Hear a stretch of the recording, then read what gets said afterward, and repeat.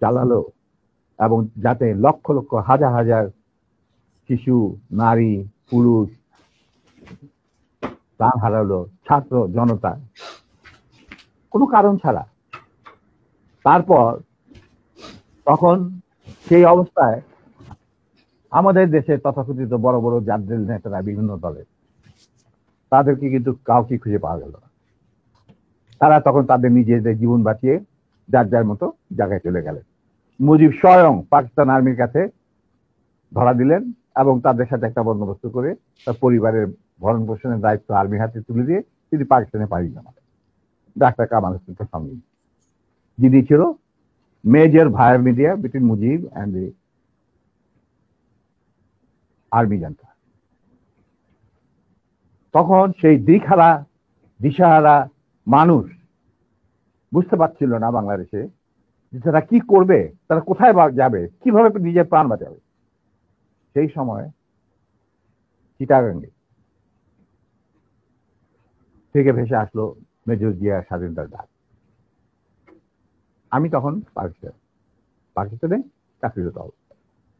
সেই ডাকে দেশের লোক একটা আলোর রশ্মি দেখলো যে হ্যাঁ, আমাদের যুদ্ধের, আমাদেরকে এইভাবে মরণের হাত থেকে বাঁচার জন্য আমাদেরকে যুদ্ধ করতে হবে।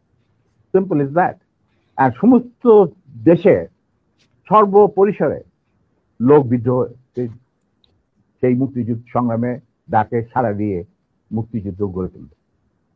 আমরা ওখানে বসে থাকুন না, যারা পেরেছি, যাদের সাহস ছিল, যাদের দেশপ্রেম ছিল, যারা পাকিস্তানের আর্মি জান্তাদের নির্যাতন, নিষ্পেষণ, বৈষম্যমূলক আচরণের বিরুদ্ধে জানা ছিল, তারাও সেই সংগ্রামে যোগ দেন। অনেকেই পালিয়ে এসে জীবনের ঝুঁকি নিয়ে। আমি ছিলাম তাদের মধ্যে সর্বপ্রথম গ্রুপ লিডার, যে আরো দুজন আমার সাথীকে নিয়ে আমি এসে যুদ্ধে যোগ দেই।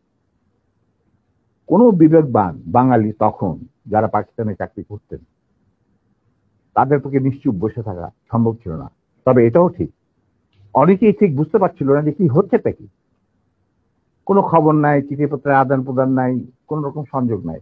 বিদেশি মিডিয়া, ভয়েস অফ আমেরিকা, তারপরে BBC, radio Australia, radio India, এই সমস্ত ওখান থেকে যাচ্ছি জানা যাচ্ছিল, ওটা সম্পূর্ণভাবে বিশ্বাসযোগ্য ছিল না।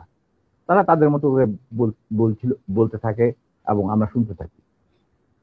তাই অনেকেই ঝুঁকি নিতে রাজি ছিলেন না। আরেকটা সমস্যা ছিল, অনেকেই পরিবার সহকারে থাকতেন পশ্চিম পাকিস্তান।